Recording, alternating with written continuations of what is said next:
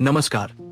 Social media platforms पर आपने वो क्लिप्स जरूर देखी होंगी जहां गर्दन से लेकर टखनों तक जॉइंट्स क्रैक किए जाते हैं और जिसकी वजह से अचानक पॉप की आवाज आती है। लेकिन सवाल यह है कि क्या ये वाकई फायदेमंद है या बस देखने सुनने में मजेदार। ज्यादातर लोग मानते हैं कि ये आवाज हड्डियों के आपस में टकराने से आती है, जबकि असल में ऐसा बहुत कम होता है। हकीकत यह है कि जॉइंट से आने वाली साउंड कई वजहों से बन सकती है।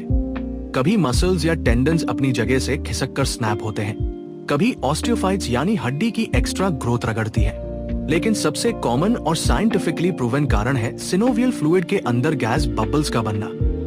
ये दरअसल एक वैक्यूम फेनोमेनन है। जब जॉइंट स्ट्रेच होता है तो अंदर का प्रेशर अचानक गिर जाता है और gases nitrogen, carbon dioxide bubbles के रूप में बन जाती है। इसी प्रोसेस के दौरान वो पॉप सुनाई देता है। पहले माना जाता था कि आवाज बबल के कोलैप्स होने से आती है, लेकिन 2015 की MRI स्टडी और बाद में अल्ट्रासाउंड फाइंडिंग्स ने साफ किया कि असली साउंड बबल के बनने के समय निकलती है। कुछ वैसा ही जैसे कोल्ड ड्रिंक का कैन खोलते ही इंस्टेंट फिज की आवाज आती है। अब बड़ा सवाल यह है कि क्या इसे बार बार करना सुरक्षित है। मैनिपुलेशन के बाद जॉइंट्स अक्सर लूज और फ्लेक्सिबल महसूस होते हैं। क्लिनिकल ट्रायल्स 2011 और 2018 में भी पाया गया कि ऐसी टेक्निक से तुरंत पेन कम होता है, स्टिफनेस घटती है और मूवमेंट आसान लगती है। लेकिन राहत सिर्फ मैकेनिकल नहीं होती, दिमाग भी अपना रोल निभाता है। पॉप की आवाज सुनते ही ब्रेन इसे पॉजिटिव सिग्नल मानकर इंस्टेंट रिलैक्सेशन महसूस करता है।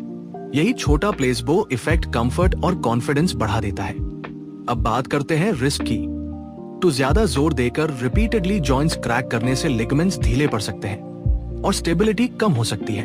2011 की एक रिव्यू में हैबिचुअल नकल क्रैकर्स की ग्रिप स्ट्रेंथ भी थोड़ी कम पाई गई। लॉन्ग टर्म डेटा ने यह भी दिखाया कि ऐसे लोगों में हल्की स्वेलिंग, इरिटेशन और फ्लेक्सिबिलिटी में कमी देखी गई। सबसे बड़ा खतरा यह है कि ये आदत असली समस्या को छुपा सकती है, जैसे कार्टिलेज डैमेज या सर्वाइकल डिस्क इशू बढ़ रहा हो और पेशेंट को लगे कि सब नॉर्मल है। रेयर केसेस में गलत टेक्निक से स्पाइन क्रैक करने पर नर्व कंप्रेशन या आर्टरी सीरियसली इंजर्ड तक हो सकती है।